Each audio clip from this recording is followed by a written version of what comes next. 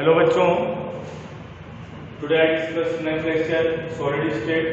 Okay, before lecture I discuss what is solids, different type of solid, crystalline, amorphous, and lattice. What is lattice? What is unit cell? Different type of unit cell in BCC, MCC. Analysis of cubic unit. बच्चों आज हम analysis of cubic unit cell के बारे में कुछ points देखेंगे, ठीक है। उसमें एक एक करके हम स्टडी करेंगे। क्यूबिक सेल को, क्यूबिक यूनिट सेल को एनालिसिस करेंगे डीपली। ओके, यहाँ पे analysis of cubic unit cell में in this analysis a unit cell will derive for following parameter. कुछ पैरामीटर्स हैं, उसी पे हम एनालिसिस करने वाले हैं। पहला पैरामीटर है हमारा एटॉमिक रेडियस। एटॉमिक रेडियस बहुत ही इंपॉर्टेंट। जो दूसरा पैरामीटर है हमारा, ये जो पहला पैरामीटर है, दूसरा है number of atoms per unit cell. Number of atoms per unit cell, इसको तो हमने कर ही लिया है इस बात को, लेकिन मैं फिर एक बार बता दूंगा। तीसरा जो एनालिसिस है हमारा कोऑर्डिनेशन नंबर, बहुत सिंपल है sir, coordination number. Okay, coordination number, मैं कोऑर्डिनेशन नंबर को यहीं से आपको समझाता चलूं। एक एटम पर्टिकुलर, इसको जितने एटम्स टच करेंगे, अगर इस एटम को 4 एटम टच कर रहे हैं तो इस एटम का कोऑर्डिनेशन नंबर इसका कितना होगा, 4। अगर 6 एटम टच करेंगे किसी पर्टिकुलर एटम को, उसका कोऑर्डिनेशन नंबर क्या होगा, 6 होगा। बस ये बहुत सिंपल चीज है। अभी चौथा जो पैरामीटर है हमारा, वह density of lattice. Density of lattice matter. Density of lattice matter. और फिफ्थ जो है हमारा dimensions of units. Dimensions of units. One by one करके हम स्टडी करेंगे। पहले तो आज हम एटॉमिक रेडियस देख लेते हैं क्यूबिक यूनिट सेल में। पहले क्या देख लेते हैं बेटा, atomic radius.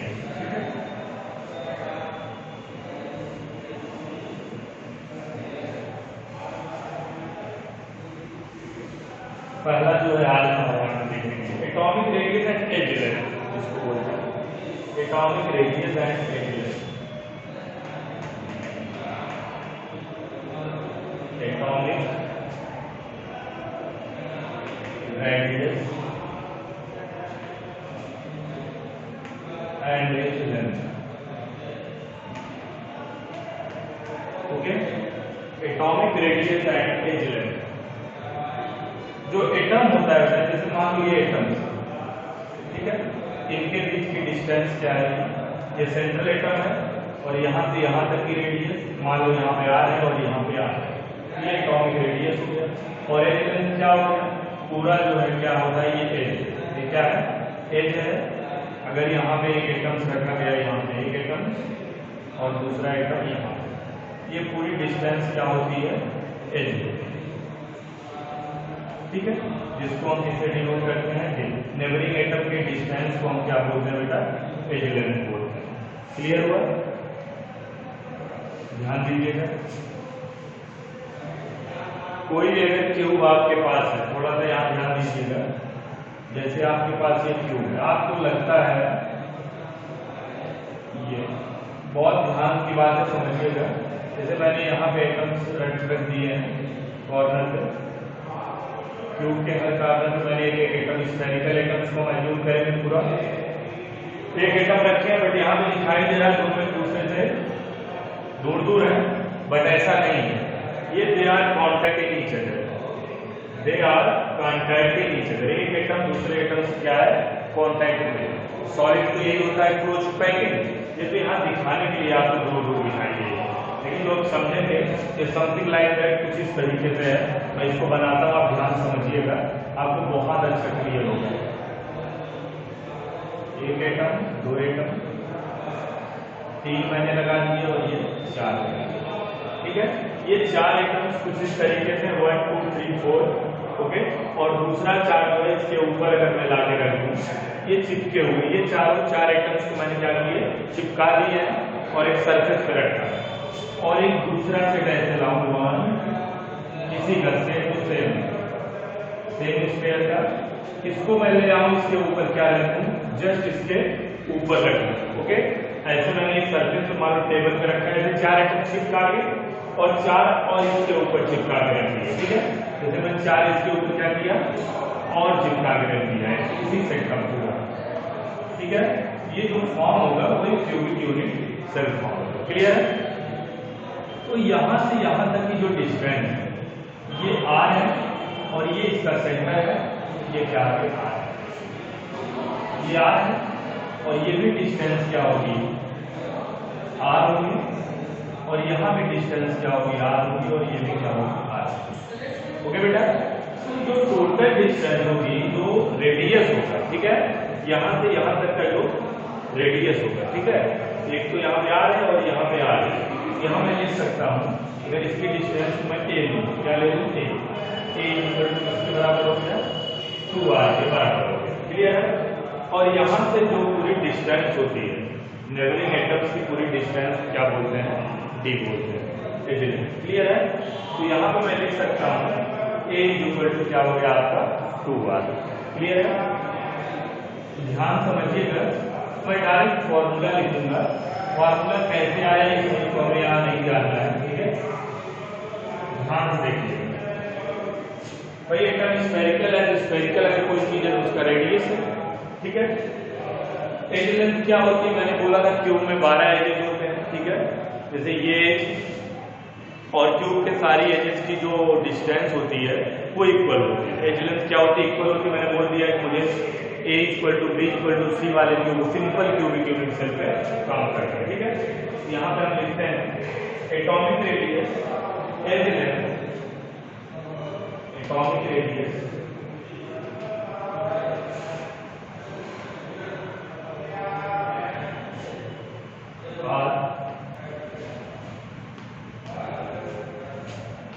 Edge length a and distance between two nearest neighbors, and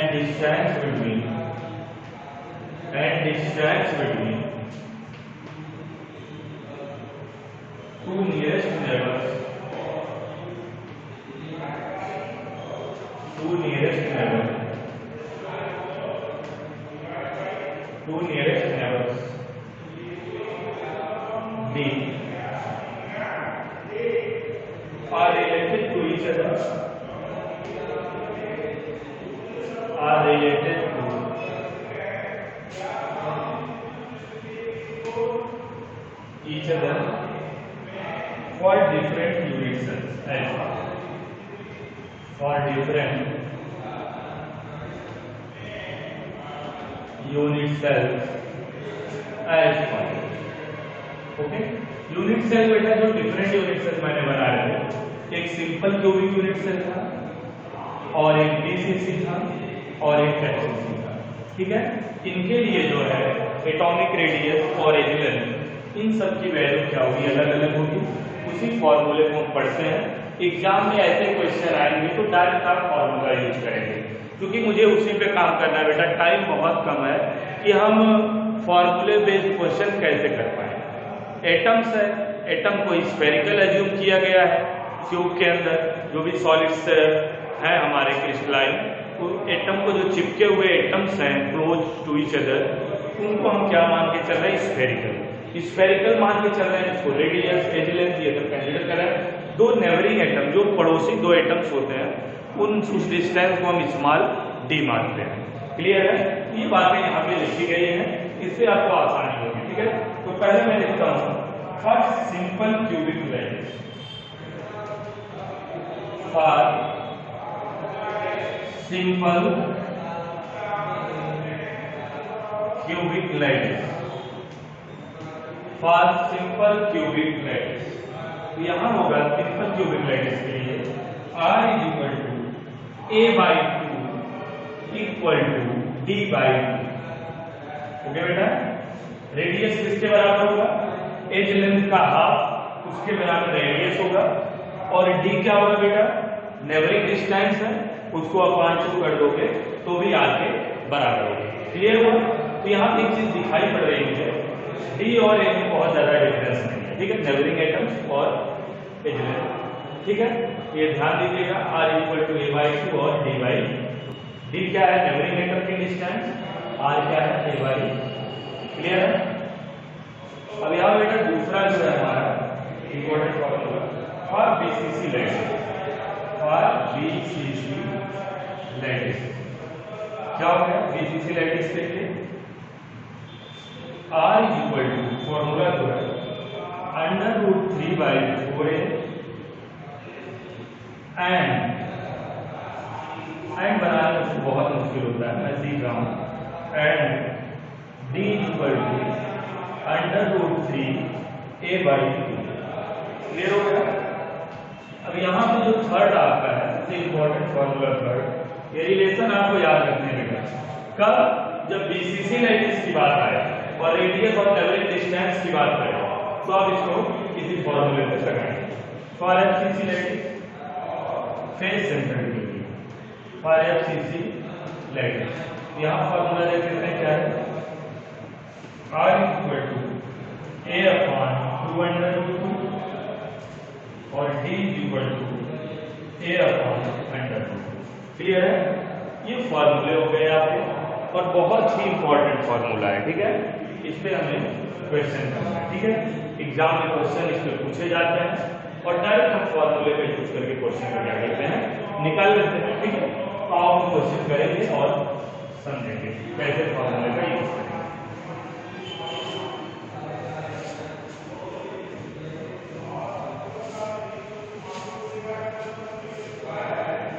यहाँ बेटा तीनों फॉर्मूला मैं एक सीक्वेंस में लिख देता हूँ, ध्यान दीजिए। फॉर सिंपल क्यूबिक इक्वेशन क्या हो जाएगा, r equal to a/2 equal to d/2, ठीक है, a एज लेंथ है, d neighbouring distance between atoms. दूसरा बेटा फॉर बीसीसी, ठीक है, इसके लिए देख लीजिए r इक्वल टू √3a/4 है, और उसके बाद बेटा यहाँ पे जो है d equal to √3a/2। Clear है? फॉर एफसीसी तो यहाँ बेटा r इक्वल टू क्या हो जाएगा आपका a/2√2 और जो d इक्वल टू है a/2। ये आप जो है याद रखिएगा, ठीक है, और उस पर क्वेश्चन करेंगे। बहुत अच्छा लेसन है बिल्कुल, बस थोड़ा सा इमेजिनेशन ज़्यादा है इसलिए थोड़ी दिक्कत होती है 3 डायमेंशनल होने की वजह से, बाकी तो कोई दिक्कत इसमें नहीं, ठीक है। चलो इस पर क्वेश्चन करेंगे, क्वेश्चन नोट करते हैं। Edge length of a structure which is made up of edge length of a structure, question, edge length of structure,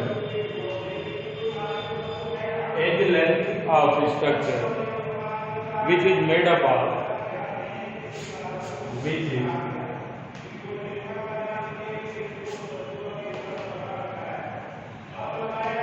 made up of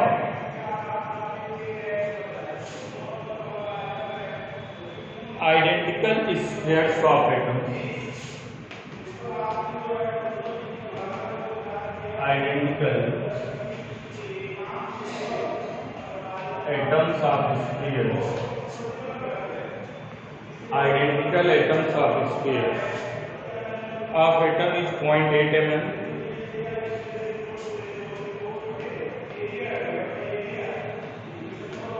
is made up of identical atoms of sphere of atom is 0.8 mm, 0.8 mm full stop. Calculate the atomic radius, calculate the atomic radius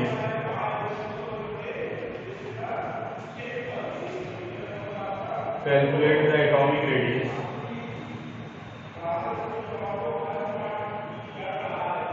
if,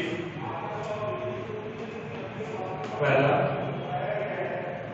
it is simple cubic lattice, it is simple cubic lattice.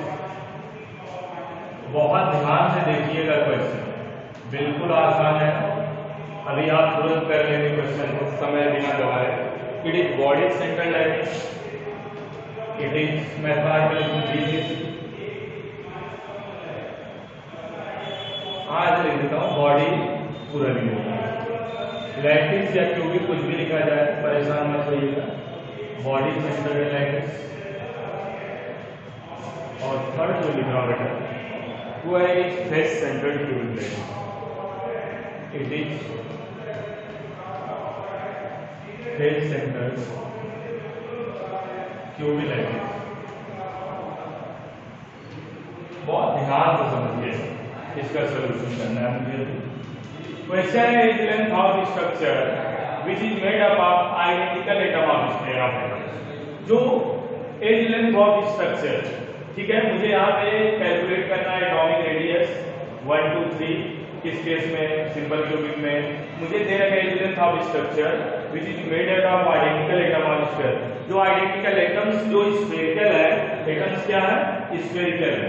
और identical मतलब जितने भी atom से वो cube form हुआ या structure, वो सब क्या है? सेम साइज के एटम्स। क्या है? आइडेंटिकल आ जाए तो मतलब सेम ही है, और जो भी क्वेश्चंस मिलेंगे उसमें आपको सेम ही मिलेंगे, ठीक है। उसका जो स्फेयर होगा एटम्स का, और पूरा एज्यूम ही किया गया है, एटम्स को क्या एज्यूम किया है? स्फेरिकल। क्लियर है? तो यहाँ पे हम लोग देखेंगे सिंपल क्यूबिक लैटिस के लिए रेडियस का फॉर्मूला ये है, बीसीसी के लिए ये यूज करेंगे, एफसीसी के लिए इसको यूज करेंगे, और ये तभी यूज करेंगे जब याद रहेगा। मुझे क्वेश्चन में दे क्या रखा है पहले तो ये जान लो। ए की वैल्यू दे रखी है, क्या दे रखी है मुझे क्वेश्चन में?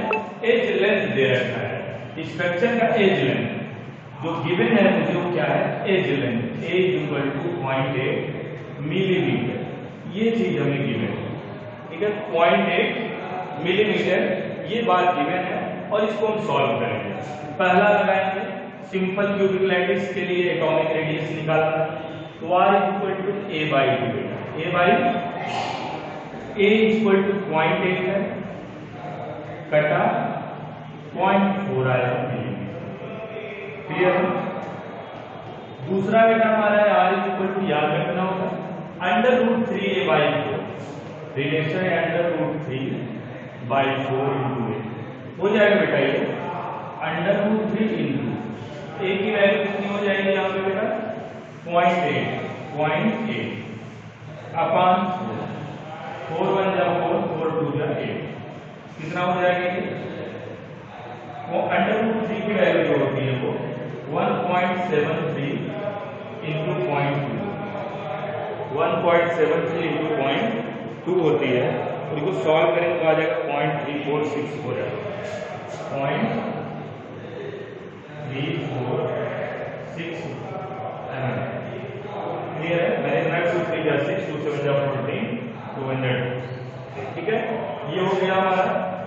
और नेक्स्ट जो है तीसरा वाला हमारा, it is the face centre cubic lattice. तो r इक्वल टू बेटा हो जाएगा a बाई 2 अंडर रूट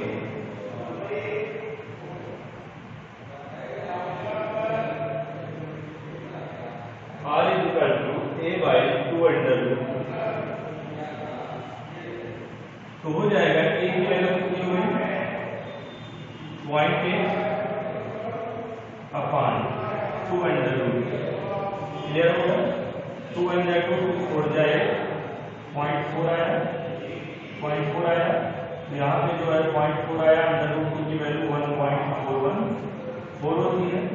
इसको हम सॉल्व करेंगे, डेसिमल कुछ करना ही नहीं, सिंपल लिख सकते हैं, दोनों तरफ से हट गया डेसिमल। जो रिजल्ट आया बेटा 0.2828 0.2828 बात क्लियर हुआ? 0.2828 mm क्लियर है? 1 2 3 क्वेश्चन हमने देखे यहाँ पे। मुझे एलिमेंट दे के पूछा था कि एटॉमिक रेडियस बताना है, सिंपल क्यूबिक लाइटिस है तो क्या होगा, बॉडी सेंट्रल लाइटिस क्या होगा और फेस सेंट्रल लाइटिस होगा। क्लियर है? ये बात हमने यहाँ पे देखी। बेटा अभी यहाँ पे जो है एक क्वेश्चन और देखेंगे, बहुत इंपॉर्टेंट क्वेश्चन है, बहुत ही इंपॉर्टेंट क्वेश्चन और एक सिंपल सा क्वेश्चन देखते हैं। फार्मूला में क्या देखते हैं, दिमाग में आ गया फार्मूला नहीं आ रहा है, और देख लेंगे फार्मूला। ये फार्मूला आप याद रखना है, इसके आपको एक आध क्वेश्चन भी जाए और एक ही नंबर के सवाल भी आए। इसे सवाल ज्यादा नहीं उठाता है, ठीक है? इसलिए आप इसे अपनी एनर्जी खराब न करें, जो आपको बताया जा रहा है वो उतना ही पढ़ें। और YouTube के चक्कर में ज्यादा मत पड़े, YouTube के एक्स्ट्रा वीडियो में वहाँ आपको बहुत ज्यादा एक्स्ट्रा चीजें बताएंगे, इसमें आप कंफ्यूज हो जाएंगे। यहाँ जो बताया जा रहा है आपको वो चीज बताई जा रही है जो यूपी बोर्ड के सिलेबस में, वो IIT JEE वगैरह को लेकर पढ़ाते हैं। यहाँ पे आपको जो बताया जा रहा है जो आपके लिए एकदम एग्जाम में रखा हुआ है, जो क्वेश्चन है उस फॉर्मूले पे। तो यहाँ पे देखेंगे गोल्ड क्रिस्टलाइजेज HFCC क्वेश्चन है, gold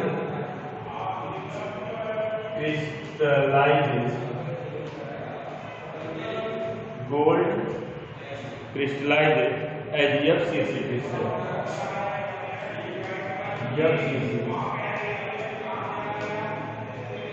crystal, gold crystallizes HFCC crystal if its atomic radius is 144 picometer, if its atomic radius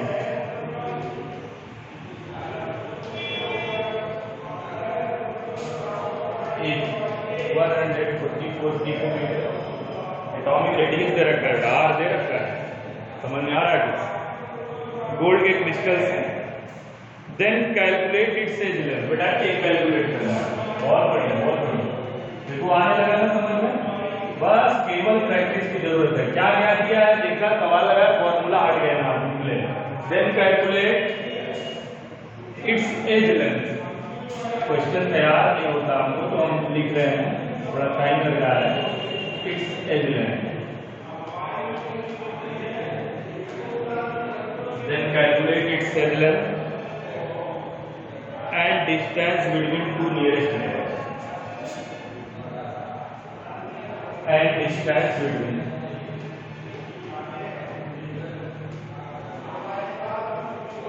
two nearest neighbors, distance between two nearest neighbors। बेटा क्लियर हुआ? तो बेटा डिस्टेंस टू नियरेस्ट नेबर, एक स्टेटअप ये है, दूसरा ये है, यहाँ से यहाँ तक की पूरी डिस्टेंस को क्या बोलते हैं बेटा, डी बोलते हैं, ठीक है? इस बात को आपको याद रखना होगा, distance between two nearest neighbour. अब इसको हम सॉल्व करेंगे, इसका सोल्यूशन कैसे? पहले तो चेक कर ले, गोल्ड क्रिस्टल है, ये FCC क्रिस्टल की बात है, और अगर बेटा ये FCC क्रिस्टल की बात है, इसकी बात है, ये FCC क्रिस्टल की बात है, तो मुझसे पूछ रहा है edge length distance between two, तो मुझे फार्मूला FCC को पकड़ना होगा। कर लेते हैं FCC को, R इक्वल टू क्या था, F/2 ये रिलेशन आ गया, और D का रिलेशन इसका क्या था, देख लेते हैं। D का रिलेशन, D का जो रिलेशन था इसका D/2 है, D/2।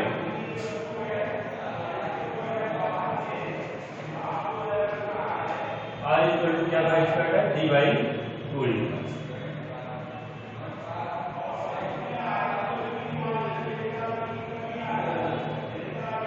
R equal to D/2 था, तो यहाँ पे देखना मुझे,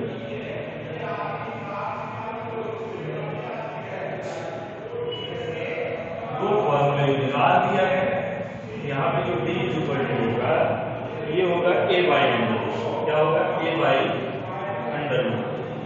ठीक है? ये दो फॉर्मूले यूज यूज करने वाले हैं। तो यहाँ पर हम देखते हैं, पहले हमें जो गिवन है atomic radius r equal to निकालते हैं ए इक्वल टू 2√2। मुझे एटॉमिक रेडियस दिया है 144 पी को मुझे क्या वही वैल्यू रखना है कि कुछ चेंज करना है? नहीं, सेम टू सेम रखना है। ए इक्वल टू यहाँ क्या हो जाएगा बेटा आर इक्वल टू 2√2, तो आर की वैल्यू कितनी है 144 इंटू 2√2, ये हो जाएगा 2 हो जाएगा 2 हो जाएगा 1.414। सॉल्व कर लेते हैं, थोड़ा सा देखते हैं क्या आएगा। 407 पिकोमीटर दे रहा है। कितना दे रहा है? 407 पिकोमीटर। याद हो गया। अब नेक्स्ट बेटा distance between two nearest neighbour D equal to A upon √2। ये मुझे मिल गया है बेटा 407 अपान √2। सॉल्व कर देंगे वैल्यू रखें जो आएगी 287.8 पिकोमीटर। 287.8 ठीक है। एक और फॉर्मूला था इसमें छोटा सा, आर इज इक्वल टू जो था यहाँ पे d/2 था, क्या था उससे भी निकाल सकते थे। आर इज इक्वल टू क्या था d/2 था, हम मिटा दिए इससे भी आ जाएगा d equal to r. R कितना था 214, इससे बेटा आ जाएगा 288 पिकोमीटर। ठीक है, लगभग कोई बहुत चेंज नहीं है, इतनी वैल्यू है। तो आप इससे निकाल लो, एविडेंस से भी निकाल सकते हो और आर दिया है तो भी आप निकाल सकते हो। ठीक है, तो बेटा ये हुआ। और अगला जो है इसमें जो नेक्स्ट टॉपिक होगा, हम लोग एफसीसी बीसीसी में total number of atom in one unit cell के अंदर, उस दिन मैंने अपने पूरे लेक्चर में उसको एक्सप्लेन किया था। ठीक है, वो पॉइंट हम बता देंगे आपको।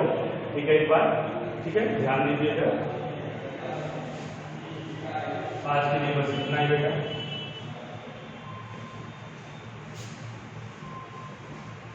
आज के लिए इतना ही।